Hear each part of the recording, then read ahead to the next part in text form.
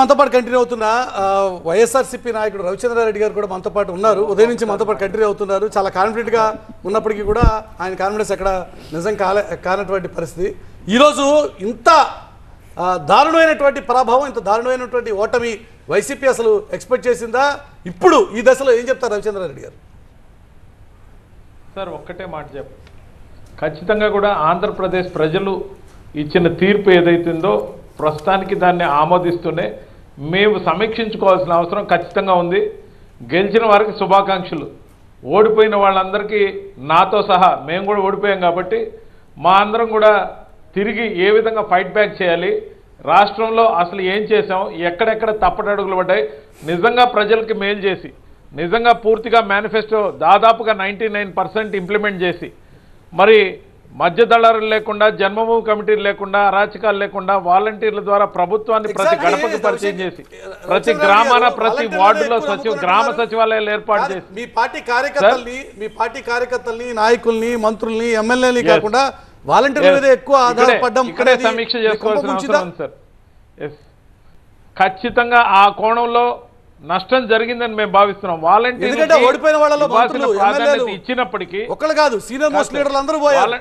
Yes Murali గారు ఖచ్చితంగా వాలంటీర్ల ద్వారా ప్రభుత్వ పాలనని ప్రజలకు అందించిన కార్యకర్తల్ని ఎవరైతే పట్టించుకోలేదో, ముఖ్యంగా మమ్మల్ని దన్నుగా కాపాడిన మా కమ్యూనిటీ, రెడ్డి కమ్యూనిటీని ఏదైతే ఉందో పూర్తిగా దూరం చేసుకుంటే ఈరోజు రాయలసీమలో, నెల్లూరులో, మరి ప్రకాశంలో తుడిచిపెట్టుకునే పోయే పరిస్థితి వచ్చిందంటే కులం, మతం, ప్రాంతం, పార్టీలు చూడకుండా పనిచేస్తామన్నాను. మేము ఒక దశలో నా ఎస్సీలు, నా బీసీలు, నా మైనారిటీలు అని ఏదైతే కన్ఫైన్ అయ్యామో అక్కడ మా భావజాలం కొల్లుడైంది. మా భావజాలం ఏదైతే ఉందో పూర్తిగా వ్యతిరేకతగా వెళ్ళిపోయింది. పోయిన ఎలక్షన్లో మా నినాదం కులం చూడం, మతం చూడం, ప్రాంతం చూడం, పార్టీ చూడం, వర్గాలు చూడం. ఆ నినాదం నుంచి నా ఎస్సీలు, నా బీసీలు, నా మైనారిటీలు ఏదైతే ఈ అన్నామో అక్కడే డ్రైవింగ్ ఫోర్స్గా ఉన్న అగ్రవర్ణాలని మొత్తాన్ని కూడా మేము దూరం చేసుకున్నామని భావిస్తున్నా. మేము అందరినీ కలుపుకోబోయే నినాదం తీసుకున్నప్పుడు మేము అద్భుతమైన విజయాన్ని సాధించాం.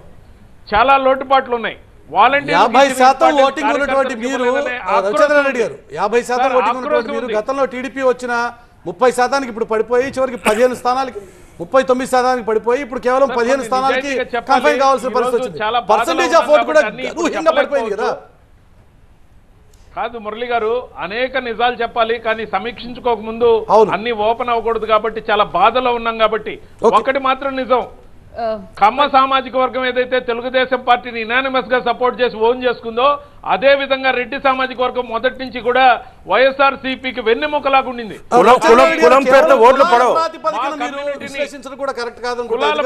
అందుకే సార్ మా నినాదం ఏం కావాలి, మా నినాదం గత ఎలక్షన్ లో ఉన్న నినాదమే కావాలి సార్. మాకు కులం వద్దు, మతం వద్దు, ప్రాంతం వద్దు, పార్టీలు వద్దు, అందరూ మా వాళ్ళే అనే ఆ నినాదం సూపర్ హిట్ అయింది. ఈ రోజున మేము రవిచంద్రారెడ్డి గారు, టీడీపీ కూటమికి వచ్చినటువంటి బ్రహ్మాండమైన గెలుపు కేవలం కమ్మ సామాజిక వర్గం ఓటేస్తే గెలిచింది కాదుగా.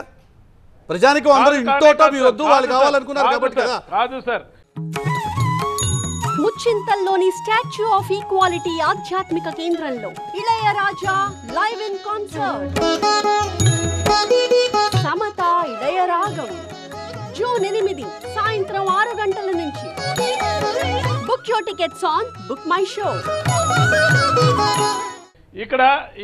ఇక్కడ మేమేమో తీసుకున్న అజెండా సోషల్ జస్టిస్ వైపు వెళ్ళాం.